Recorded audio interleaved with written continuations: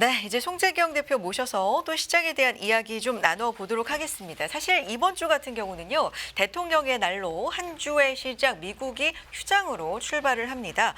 큰 경제지표, 이렇다 할 경제지표 발표도 이번 주는 좀 없는 상황이어서 트럼프 대통령의 관세 관련돼서 어떤 얘기를 쏟아낼지 여기에 계속해서 시장은 좀 주시할 걸로 보이고요. 앞서서 말씀드린 것처럼 월마트 실적도 주목할 필요가 있어 보입니다.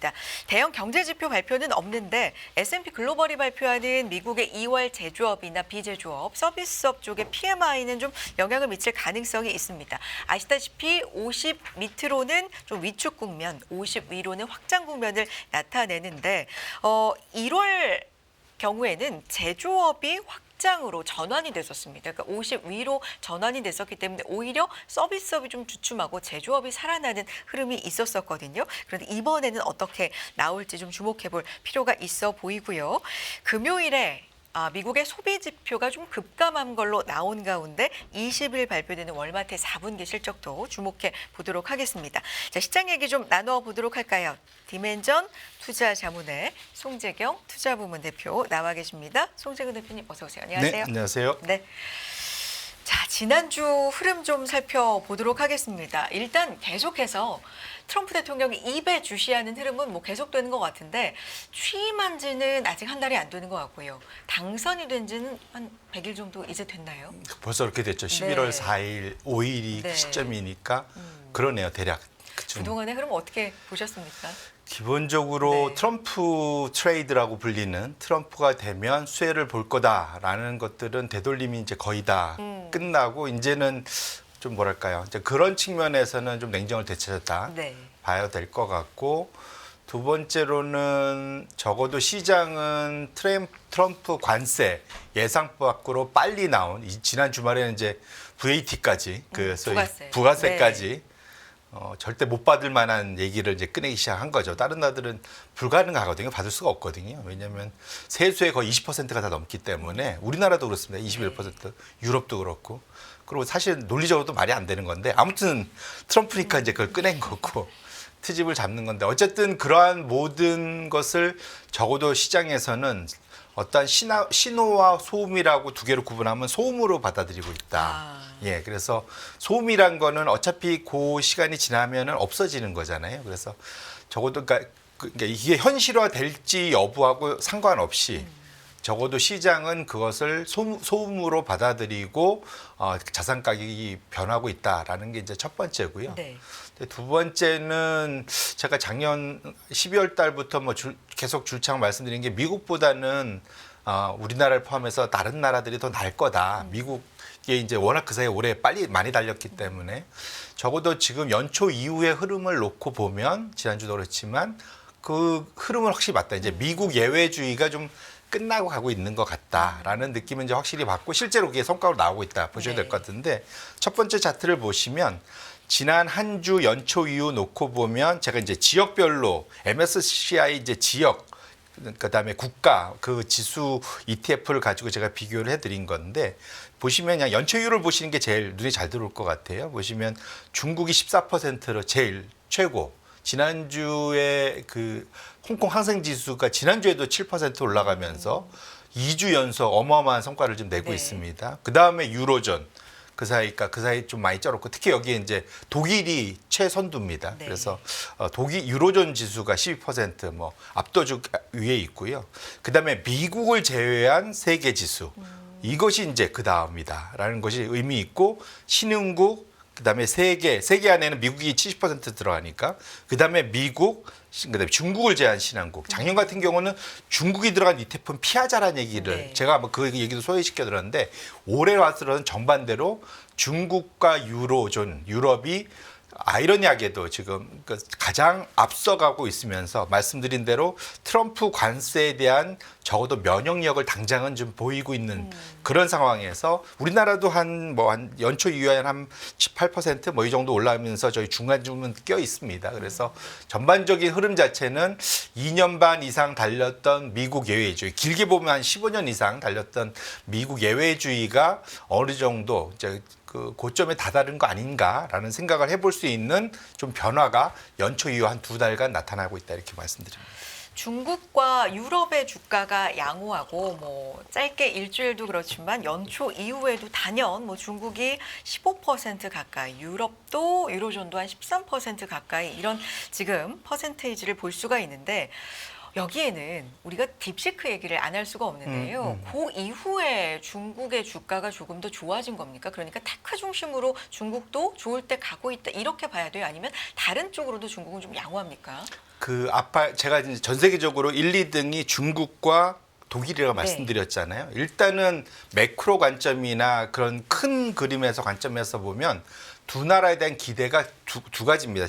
둘 다 사실은 지금 경기는 별로 안 좋아요.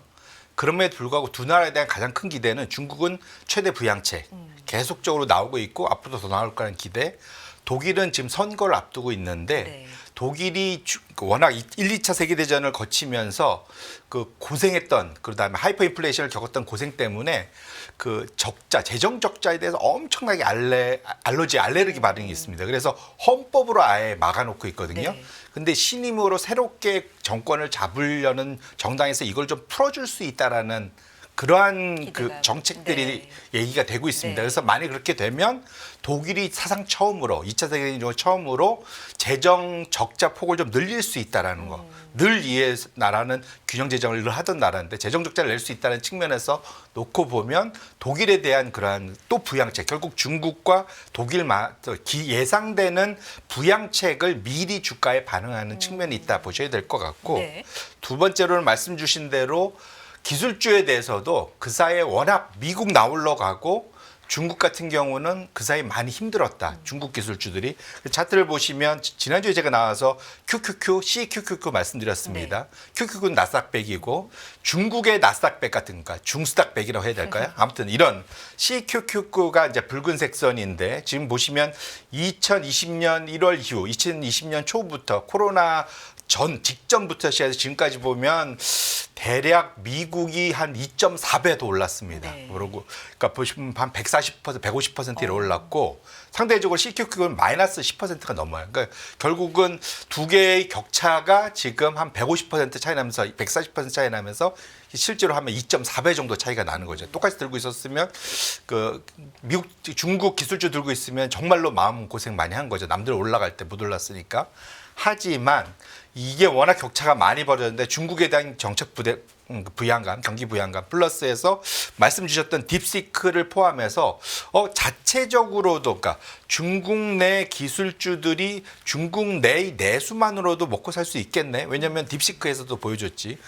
또 오히려 해외에서도 일부 가져갈 수 있겠네라는 기대감 때문에 확실하게 지금 보시면 연초 이후에 보시면 정확히는 작년 크리스마스 이후부터 이게 변화가 컸는데 지금 보시면 확실하게 격차를 벌리면서 중국의 기술주가 나스닥 100을 확실히 앞서가는 것을 우측 차트에서 확인하실 수가 있어요. 결론적으로는 확실하게 세상에 영원한 게 없다는 걸 우리가 확인할 수 있고, 그러니까 미국 나스닥 100이 워낙 밸류에이션이나 여러 가지가 이제 목에 부담이 있는 측면에서 중국 기술주에 대해서는 워낙 지금 많이 빠져 있고 상대적으로 앞으로의 가능성에 대해서 열려 있기 때문에 그런 측면에서는 좀 손바뀜이 좀 일부 나타나고 적어도 아시아권에서는 인도에 들어가던 돈들이 중국으로 다시 백하는 원래는 중국 투자자 돈들이 인도로 갔었잖아요. 이제는 인도에 투자하던 돈들이 다시 중국에 대한 기대감으로 다시 백하는 이런 현상들이 최근에 그런 흐름을 만들고 있다는 측면에서 투자자분들이 꼭 염두에 둘 필요가 있겠다 이렇게 말씀드립니다. S&P 500이나 나스닥도 보면은 지난주 3주 만에 이제 상승 전환이 됐거든요. 어떻게 보면 조정을 좀 겪고 나서 3주 만에 그래도 다시 돌아오면서 상승세로 전환이 됐다. 어떻게 보면 견조하게 움직이고 있다라고도 볼 수 있지만 워낙에 잘 갔었기 때문에 상대적으로 중국 유럽, 독일 이쪽의 이 상승세가 굉장히 좀 눈에 띈다. 효율성 면에서요. 뭐 이런 말씀이십니다. 그렇다면 이 트럼프 무역 전쟁이 해외 전반적으로 이 매출과 관련돼서 어떤 영향이 있을지 다음 장표 좀 흥미로운데요. 이게 결국은 지금 미국의 또 그 노벨 경제학상을 받은 사람들이 되게 많잖아요. 그렇죠. 예, 그분들이 작년 여름부터 모여갖고 트럼프가 앞서가기 시작하니까 대선 앞두고 경쟁할 때 여러 얘기를 쏟아내니까. 그렇죠. 지금까지도 다 모여서 하는 얘기가 트럼프가 하는 정책들은 결국은 부메랑이 돼서 미국 경제를 악화시킬 거다가 그냥 포인트거든요. 그러니까 바주카포를 앞에다 쓰는데 뒤집어서 쏘는 거죠. 그래서 뒤에 우리 편 아군이 이제 맞는 그런 그림들도 많이 나오고 했었는데 왜 그러냐면 사실 미국이 미국 자국 우선주의 해서 잘 살 것 같은데 꼭 그렇지 않다는 거죠. 해외를 못 살게 하고 나만 잘 살겠다 하면 결국은 그것이 부메랑이 돼서 나타날 수밖에 없는 이유가 미국의 제일 잘 나가는 기업들의 해외 매출 비중이 압도적으로 높다라는 것이 포인트입니다. 결국은 해외 매출 비중이 높으면 관세 전쟁을 하면 보복 관세도 있을 거고 혹여나 그것 때문에 글로벌 세계 무역이 둔화되고 해외가 못 살게 되면 그것이 결국은 시차를 두고 미국 기업들한테 바로 타격이 온다는 거죠. 그럼 자 이제 여기 보시면 이건 이제 미국의 규모별로 나눈 건데 전에도 한번 비슷한 걸 보여드렸는데 왼쪽이 제일 소형주인 러셀 2000. 여기에서는 해외 매출 비중이 20% 정도 되고 중형주도 비슷합니다. 그러니까 미국의 중소형주들은 그러니까 해외 거의 80%를 자국 내에서 만들어냅니다. 그래서 중소형주가 오히려 잘 가는 건 맞아요. 그런데 대형주가 계속 가기 어렵다라는 걸 볼 수 있는 게 우측으로 가 보시면 그러니까 M7을 제외한 493개 S&P 500 중에 35%가 해외에서 나옵니다. 상대적으로 적은데 대형주 전체는 41%, 우리가 가장 좋아하는 서학개미들이 좋아하시는 초대형주인 M7은 55%가 다 해외에서 나온다는 겁니다. 엔비디아는 제가 전에도 말씀드렸지만 70%가 넘거든요. 그러니까 완전 기술, 하드웨어 이런 쪽은 다 70%가 넘어요. 결론적으로는 이러한 그 관세 정쟁을 일으킨 것이 미국에서 제일 잘 나가는 시가총액 최상위권에 포진하고 있는 이 포식자들의 부메랑으로 되돌아올 수 있기 때문에 보복관세는 불가피하잖아요. 그렇게 된다면 사실은 자기 발등을 찍는 결과를 가져올 수 있어서 그래서 미국의 주요 소위 경제학자들이 트럼프 관세가 지속되는 거는 위험하다 말하는 이유가 거기에 있고 적어도 시장이 그런 측면에서 놓고 보면 설마 진짜 하겠어? 그 협상이 오일 거야 라는 믿음을 아직까지 가지고 가는 이유도 거기에 있는데 걱정은 점점점 느낌은 트럼프가 관세에 진심인 것 같다. 이게 좀 이제 걱정이다 이렇게 말씀드리겠습니다. M7 비롯해서 미국 내부에서만 소화하는 게 아니라 미국에서 해외 매출이 상당하다라는 거예요. 그래서 미국이 다른 나라에 관세를 매길 때 그건 우리나라는 이익이고 너네만 불리해가 아니라 분명히 역으로 돌아온다라는 게 많은 경제학자들의 이제 주장이다라는 건데 이렇게 된다면 당연히 이건 기업의 이익, 실적으로도 연관이 되는 거잖아요. 지금 그런 분석도 나오고 있는 거예요. 맞습니다. 네. 그래서 보통 팩스렛이나 이런 데서 특히 어닝 시즌이 되면은 발표들을 하죠. 그래서 올해 특히 요즘 같은 거는 올해 전체에 대해서 4, 4분기 실적 시즌 지나가면서 올해 가이던스를 어떻게 주는지에 대해서 그걸 반영하고 이제 어닝 추정치들이 나오잖아요. 네. 근데 보시면은 확실히 용두사미가 되고 있다. 그러니까 작년 말만 해도 작년 대비 올해의 이익이 대략 한 12, 3% 성장할 거야. 에서 시작했는데 4분기 실적 시즌이 쭉 이제 거의 다 끝나간 이쯤 되니까 그건 안 될 것 같고 한 10% 성장할 것 같아. 이게 서서히 빠지고 있는 거죠. 근데 이 관세가 본격적으로 시작도 안 됐잖아요. 그렇죠. 그러니까 이게 반영되면 이게 더 빠질 수도 있는 겁니다. 그래서 실제로는 올해의 가이던스가 줄어들고 반면에 사실은 한참 먼 알기 어려운 그건 그때 가봐야 하는 내년도 이익에 대해서 13.5에서 14% 더 늘렸죠. 그러니까 올해를 줄여잡고 내년을 늘려잡고 전체적으로는 현재의 목표 주가를 유지하기 위한 사실은 그러니까 그 소위 셀사이드 애널리스트들의 궁여지책이다라고 보셔야 될 것 같고요. 그래서 저는 냉정해 보면 26년도 이익 추정치의 증가율은 의미가 없다. 사실은 실제로 벌어지기 쉽지 않고 올해 좀 더 관점을 가져야 된다는 측면에서 놓고 보면 실제로 미국의 어닝 파워에 대한 기업들의 그런 자신감이 확실히 트럼프가 들어온 이후에 떨어지고 있는 것만은 분명하다라는 것을 투자자분들이 꼭 알아둘 필요가 있겠다 이렇게 말씀드립니다. 2025년 추정 이익이 이렇게 다소 하락하고 하향 조정되고 있는 데에는 앞서 말씀해 주신 그 관세의 부메랑만 있는 거예요. 다른 요인으로 꼽히는 건 없습니까? 그리고 사실은 작년 대비 올해가 이제 목에 찼죠. 그러니까 지금 그 지난 한 50년간 기업이 가져가는 마진이 이렇게 높은 적이 없었어요. 역대급으로 높았거든요. 그러니까 감세도 많이 해줬고 인플레이션 때문에 가격 정가도 많이 하고 이렇게 되다 보니 사실은 조금 인위적으로 만들어진 측면에서 최근 3년간 이익이 컸다. 이 네. 특히 마진 측면에서 엄청 좋아. 여기서 더 좋을 수는 없는 수준까지 왔기 때문에 그러면 당연히 계속 똑같은 수준으로 성장하기는 어렵잖아요. 이미 사실은 올해 이익이 너무 과도하게 잡혔다라는 분석이 있었는데 관세이익까지 나오면서 사실은 자신감들이 더 떨어지고 있다. 또 강달러도 또 한 영향을 미치고 있다. 이렇게 보시면 될 것 같습니다. 그래서 주식 같은 경우는 지금 미증시가 2, 3년간 계속해서 우상향 흐름을 보여왔고요. 뭐 더 큰 차트로 보자면 훨씬 더 긴 기간 우상향했지만 어쨌든 짧게는 2, 3년간 지금 강세장을 좀 이어가고 있는 상황인데 좀 신호가 이쯤에서 어떤 게 나오는지 사실 근데 이제부터는 약세장을 조심해야 돼. 신호가 있어. 뭐 이렇게 보기에는 2, 3년간 우리가 그렇게 되면 좀 기회를 놓쳤다 싶은 분들도 있을 수 있기 때문에 이건 좀 조심하게 살펴봐야 되는 것 같은데 지금 대표님 어떤 걸 보고 계세요? 그래서 이제 여기 재밌는 차트를 제가 갖고 네. 왔는데 소위 샤프 비율이라는 게 있습니다. 네. 되게 어려운 것 같은데 이게 뭐냐면 심플하게 이제 소위 위험 단위당 그러니까 소위 리턴 수익과 위험 보상 비율이라고 하던데요. 샤프 비율이라는 게 뭐냐면 수익이 나오는데 예를 들면 1년에 20%가 났어요. 근데 20%가 나는데 10% 빠졌다가 30% 올라서 20%가 날 수가 있잖아요. 네네. 아니면 쭉 그냥 올라가서 20%가 날 수가 있습니다. 이렇게 V자로 올라오는 게 좋을 수도 있지만 사실은 투자자 마음에서 여기서 잘못하면 완전히 거꾸로 갈 수도 있지 않습니까? 이러한 변동성이 큰 것을 밑에 나눠서 이 변동성을 표준 편차로 만들어서 나눠서 실제로 그 소위 위험 대비 수익이 어느 정도 나오느냐 이걸 네. 비교하는 거거든요.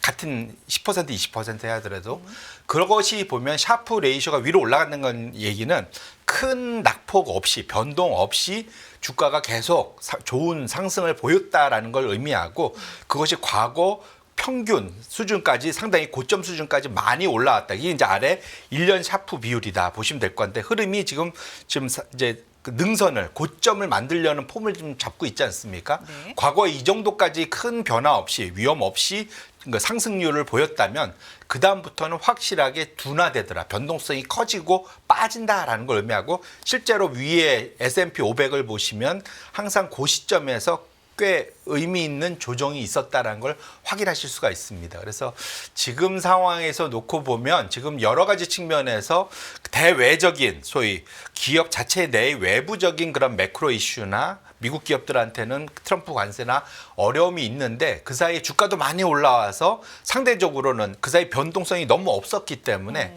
지금부터는 변동성이 커질 수 있는 구간으로 갈 수 있는 그 시점에 와 있다라는 것을 저 샤프 비율이 말해준다는 측면에서 서학개미 분들은 지금부터는 좀 방망이를 좀 짧게 잡고 기대 수준을 낮춰서 임할 필요가 있겠다 이렇게 말씀드립니다. 샤프 비율이라는 걸 또 통해서 시장에서 어떤 마음가짐을 좀 전략을 세워봐야 되는지 우리가 인사이트를 좀 얻어봤고요. 그런데 한편에서 생각하고 있는 것 중에 이제 거시적으로 인플레이션이 있습니다. 앞서 말씀해주신 관세라는 게 부메랑으로 미국에 안 좋을 거야 하는 것 중에서 또 대표적인 거 하나가 인플레이션이잖아요.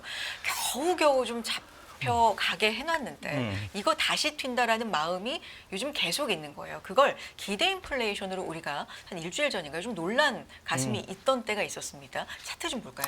그러니까 결론적으로는 지금 시장은 뭐랄까 행복감에 모든 걸 좀 무시하는 경향이 있거든요. 근데 지금 인플레이션은 실제입니다. 그래서 지난주에 1월달 CPI, PPI 예상보다 다 높게 나왔었죠. 생각보다 높게 나왔었습니다. 이러다 보니까 지금 기대 인플레이션은 건 이걸 반영해서 향후 2년간 인플레이션이 평균적으로 얼마 정도 될지를 시장에서 예측해서 이걸 가지고 거래하는 거거든요. 네. 그게 이제 브레이크 이븐인데 그러니까 지금 2년 이제 검정색이 2년짜리 손익분기 이제 기대 인플레이션인데 이것이 작년 10월을 바닥으로 지속적으로 우상향해서 지금 3.2%까지 올랐습니다. 많이 올라왔어요. 그러니까 지금 앞으로 현재 나오는 인플레이션이 상당히 유지되거나 더 높아질 수 있다라고 우려하고 있다 보셔야 될 것 같고 다행스러운 거는 앞으로 향후 10년간 또 내지는 5년 이후 또 5년 그러니까 10년의 향후 5년이죠.